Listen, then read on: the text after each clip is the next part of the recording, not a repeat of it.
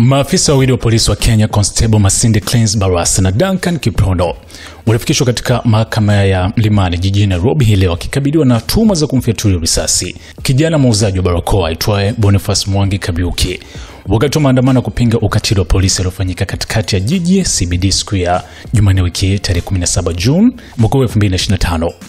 Kwa mujibu wa mashahidi na ushuhuda wa video, Mwangi mwenye umri wa miaka 22 alikuwa anauza barakoa aliposhambuliwa na polisi kwa risasi kichwani. Tukio ambalo lilizua hasira kubwa mitandaoni na kuibua miito ya haki kutoka kwa jamii na mashirika ya kutetea haki za binadamu.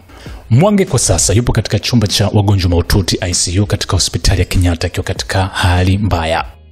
Katika kikao cha mahakama kilichofanyika hii leo, kurugenzi ya upelelezi wa makosa jinai DCI iliwasilisha ombi la kuendelea kuwazuia kwa kizuizini maafisa hao kwa siku 15 ili kukamilisha uchunguzi wa kina. Hakimu wa mahakama ya Mlimani alikubali ombi hilo na kuelekeza kuwa Barasa na Kiprono wasalie chini ya ulinzi katika kituo cha polisi cha Capitol Hill hadi tarehe 3 mwezi Julai mwaka huu, wakati kesi hiyo itakaporejelewa. Mahakama ilielezwa kuwa uchunguzi huo unajumuisha uchanganuzi wa video, ushahidi wa mashahidi na mawasiliano ya maafisa hao kabla na baada ya tukio.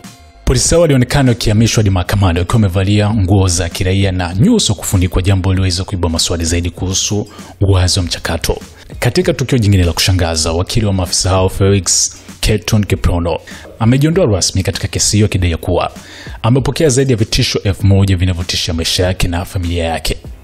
Kwa maslahi ya usalama wangu binafsi na familia yangu, nimechukua uamuzi mgumu lakini walazima wa kusitisha kabisa uwakilishi wangu wa kisheria katika kesi hii, alisema Kiprono mbele ya mahakama.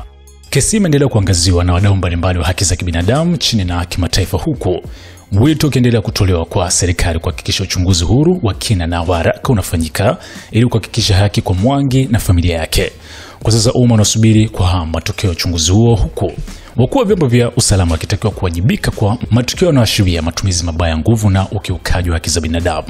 Katika taarifa nyingine, mchekeshaji Eric Omondi toka Mwanza alionyesha kuguswa na taarifa hii ambayo aliweza kuishia kwenye ukurasa wake wa Instagram mara tu baada ya kuelezwa kuwa Mwangi amefariki kwa kupigwa na risasi na maskari na kisha kutangaza rasmi Ijumaa wiki kutafanyika maandamano rasmi ya wananchi wakiwa wamevalia barakoa kama sehemu tu ya kumwenzi mhanga huyo, licha kuwa hapo baadaye ilielezwa kwamba bado yupo hai lakini mahututi.